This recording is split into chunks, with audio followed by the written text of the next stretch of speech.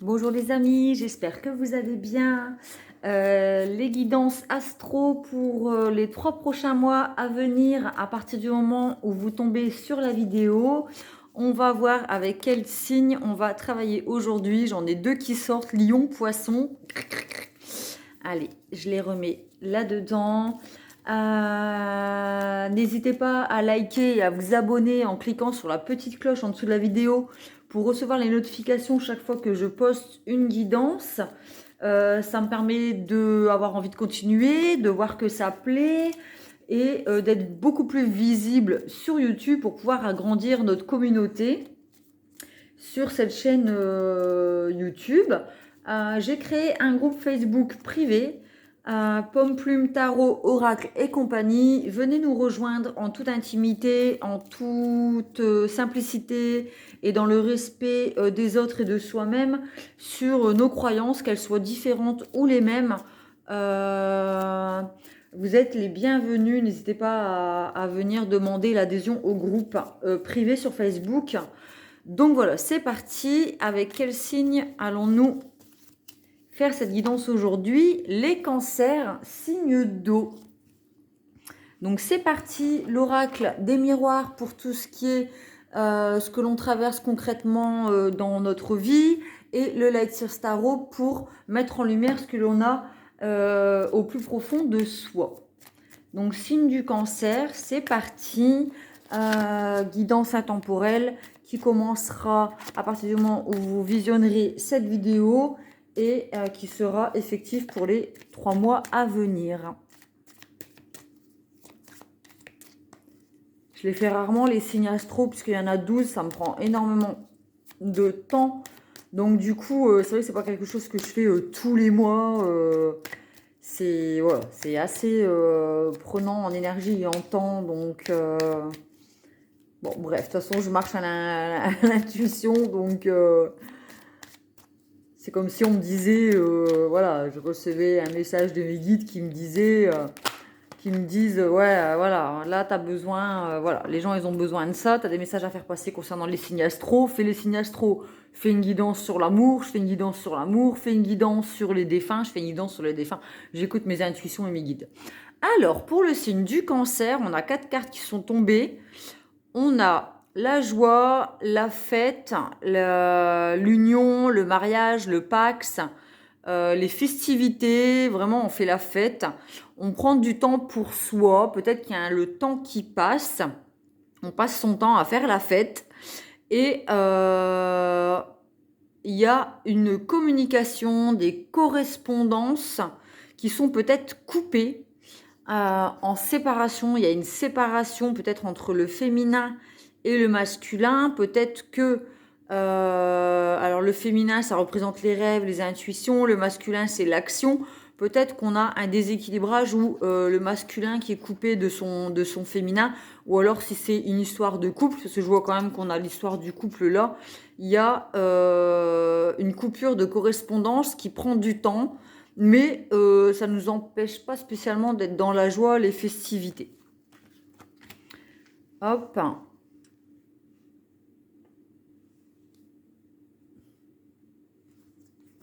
Ensuite, il s'est passé quelque chose de soudain. C'est peut-être une séparation qui a été soudaine.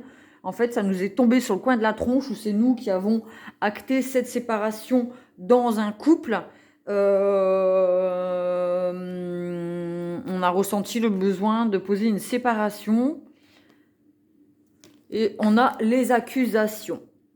Il y a eu des accusations, des reproches faits à l'autre, ou alors qu'on s'est pris aussi. On a eu l'impression d'être jugé face à un tribunal. On s'est senti jugé, ou alors on a jugé l'autre dans cette relation. Et avec le temps, on s'est rendu compte qu'il y avait besoin de poser une séparation parce que peut-être qu'on avait l'impression de perdre notre temps dans cette relation et que les accusations, au bout d'un moment, il y en avait peut-être un peu ras-le-bol. Donc, on avait besoin de prendre un temps de repos pour soi, d'être plutôt dans son petit cocon, un retour à soi. On a l'enfermement aussi, donc on ressent peut-être une solitude suite à une séparation. Ou alors on est triste parce qu'on s'est senti jugé et accusé de choses qui était due à la fatalité, c'était pas notre faute en fait. Et du coup, on se sent un peu isolé, mis à l'écart. Peut-être qu'on a la blessure du rejet. C'est une relation dans laquelle on se sentait peut-être pas accepté tel que l'on était, ou alors on était dans le rejet, on se sentait rejeté. Et en fait, on a acté, enfin, il y a eu séparation en tout cas dans les correspondances. Il n'y a plus de correspondance entre ces deux personnes. Ça prend du temps. Et en même temps, cet enfermement nous permet aussi un retour à soi. Effectivement, avec les projections, ça nous permet un retour à soi, avec le fait de se regarder enfin nous en face, de pouvoir mettre en lumière certaines choses, des parts d'ombre. On voit qu'il y a une ombre là, peut-être mettre en lumière nos parts d'ombre, où justement on était peut-être beaucoup trop dans l'ombre, et là on relaisse entrer la lumière dans notre vie justement. Après s'être regardé dans le miroir, ou avoir regardé cette relation dans le miroir, en face à face. Et là, on a une évolution. On nous annonce une évolution, peut-être seul sur ce chemin pour l'instant, mais en tout cas, c'est quelque chose de positif. On décide peut-être d'avancer seul après cette séparation qui est arrivée quand même tout d'un coup. On n'a peut-être pas vu les choses arriver, ou alors peut-être que ça prenait du temps, on essayait de gagner du temps, et en fait on se rend compte qu'on s'enfermait dans quelque chose qui ne nous permettait pas d'évoluer, et il a fallu séparation pour voir les choses en face en fait. Vraiment. C'était une relation où il y avait toujours des jugements et des accusations, et on était souvent pointé du doigt ou jugé, et du coup ça ne nous permettait pas d'évoluer. Donc c'était assez, avec la fatalité, à chaque fois qu'on essayait d'évoluer, paf, on nous plantait voilà, on nous plantait en plein vol en fait. Donc du coup ça ne nous permettait pas d'évoluer. Le Light Sears Tarot, pour mettre en lumière ce que l'on a au plus profond de soi.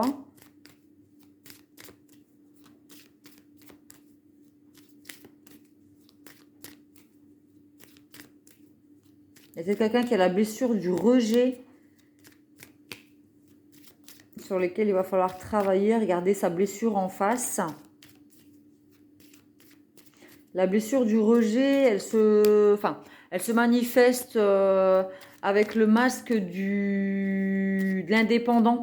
Personnes qui disent « Oh mais moi j'ai besoin de personne, je suis indépendante, je compte sur moi-même, il n'y a pas de problème, machin ».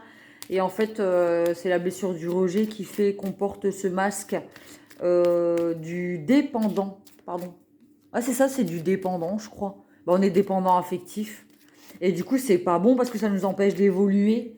Donc du coup, il a fallu acter cette séparation pour pouvoir faire un retour à soi, en fait. Beaucoup plus sain. Donc là, en fait, c'est la fin d'un cycle instable pour débuter un cycle stable dans notre vie. Il y a une chance qui nous est offerte, c'est la roue de fortune, l'abondance. Il y a quelque chose de beaucoup plus chanceux, abondant, positif qui arrive après cette séparation. Du coup, on tempère nos énergies, on retrouve confiance au féminin et au masculin, on rééquilibre nos énergies, on fait de la place pour le masculin et on refait de la place pour le féminin dans notre vie. On a guéri aussi, c'est une guérison, la tempérance. Donc on a guéri nos blessures, la blessure peut-être du rejet ou de l'abandon. C'est une mort pour une renaissance. Donc on coupe avec les anciens schémas de blessures du rejet. On laboure notre champ, on enlève tout ce qui est mauvais. Donc on se sépare de tout ce qui nous empêche d'évoluer, de tout ce qui ne nous sert plus dans notre vie. Qui ne correspond pas à qui nous sommes.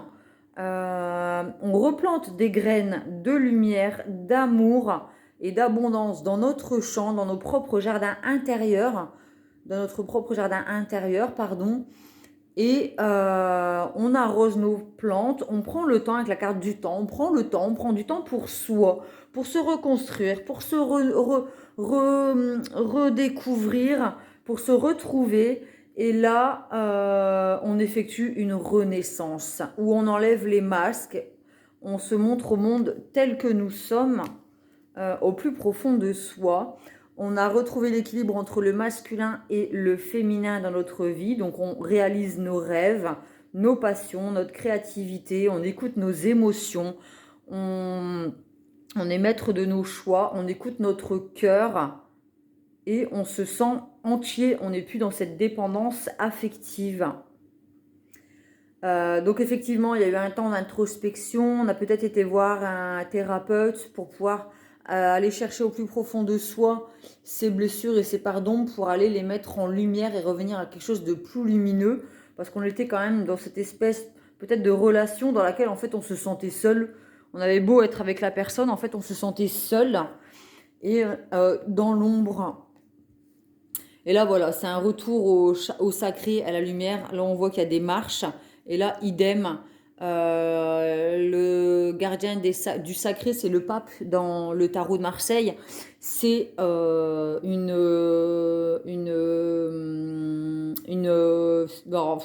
personne spirituelle, en fait, un guide, pardon, c'est un guide spirituel.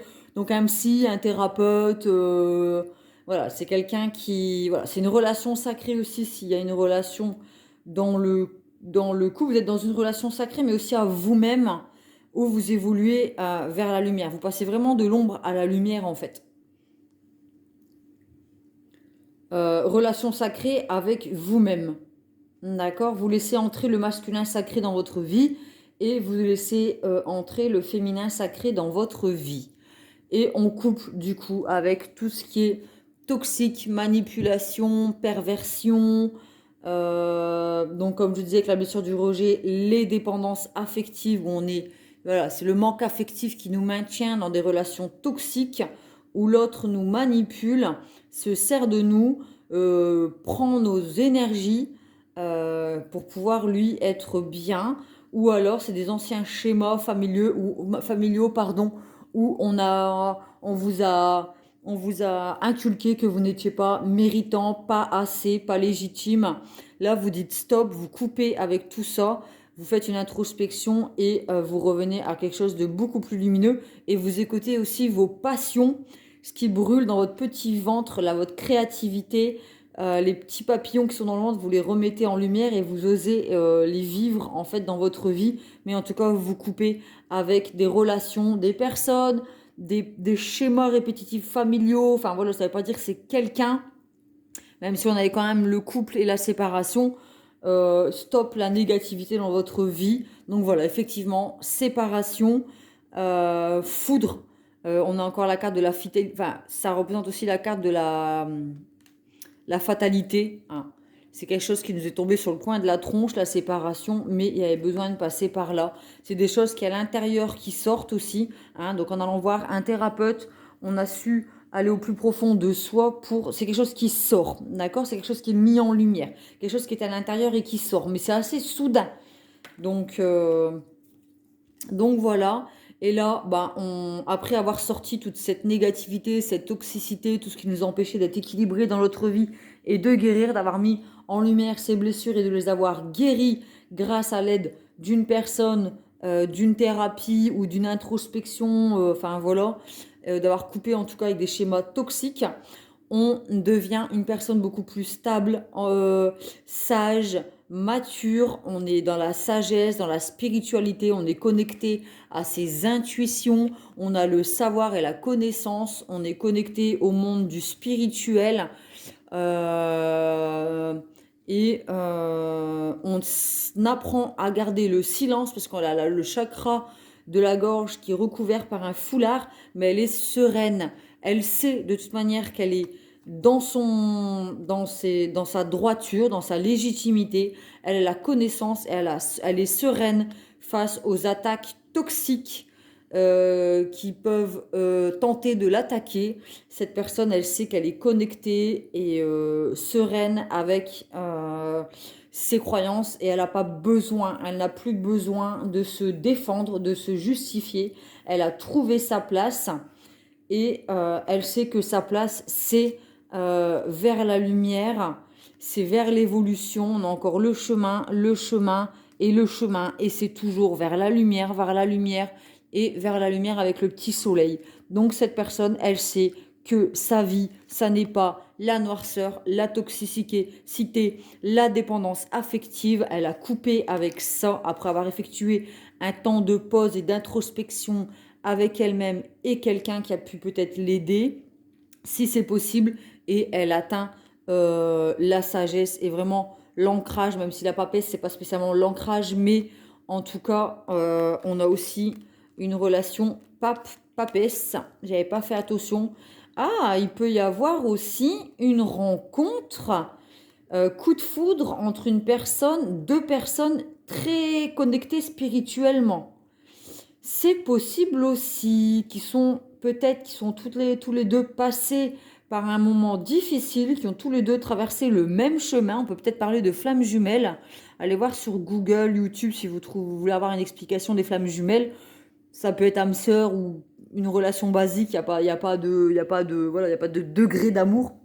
Mais on peut avoir un couple papesse-pape, relation sacrée qui démarre sur un coup de foudre et qui vous permet d'évoluer en ayant trouvé un équilibre dans vos énergies.